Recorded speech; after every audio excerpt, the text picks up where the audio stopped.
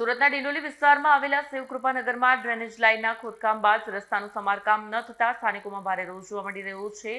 છેલ્લા 20 દિવસથી રસ્તો કીચડ અને ખાડાઓમાં ફેરવાઈ જતા દૈનિક અવરજવરમાં ભારે મુશ્કેલી સર્જાઈ રહી છે।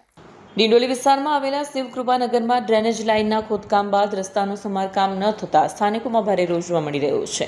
ભારે કીચડને કારણે સૌથી વધુ મુશ્કેલી શાળાએ જતા નાના બાળકો અને તેમના વાલીઓને પડી રહી છે। અનેક સ્થળોએ માતા પિતાને બાળકોને ખભા પર બેસાડીને અથવા ઊંચકીને શાળાએ પહોંચાડવાની ફરજ પડી છે।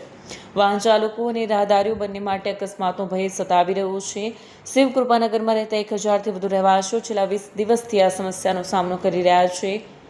સ્થાનિકોનો આક્ષેપ છે કે ડ્રેનેજનું કામ પૂર્ણ થયા બાદ રસ્તાનું પુનઃનિર્માણ કરવામાં પાલિકા દ્વારા ગંભીર બેદરકારી દાખવવામાં આવી રહી છે, જેના કારણે સમગ્ર વિસ્તાર કીચડમય બન્યો છે। વહેલી તકે સમસ્યાનું નિરાકરણ નહીં આવે તો સ્થાનિકોએ પાલિકા સામે ઉગ્ર વિરોધ નોંધાવશે। હવે સ્થાનિકોમાં એક જ માંગ ઉઠી રહી છે કે ડ્રેનેજનું કામ પૂર્ણ થયા બાદ બિસ્માર બનેલા રસ્તાનું તાત્કાલિક સમારકામ કરવામાં આવે અને શિવકૃપાનગરના રહેવાસીઓને હાલાકીમાંથી મુક્તિ આપવામાં આવે। કેમેરામેન હકીમ શેખ સાથે वसीम हाशमीનો रिपोर्ट आजाद न्यूज सूरत।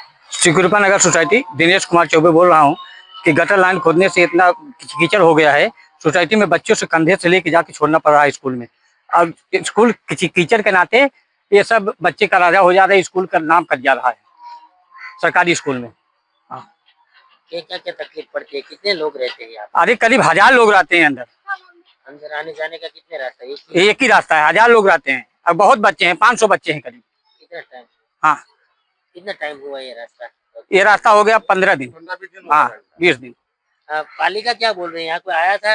हाँ हाँ आए थे, गटर खोदे थे, गटर खोद के चले गए, रास्ता बनाए नहीं, ऐसे चले गए। बनाने कोई हाँ, आया नहीं? नहीं, अभी कोई नहीं दूसरे बनाने। भी नहीं आया। आपने किसी को रजूआत की है ऊपर? नहीं किसी को नहीं।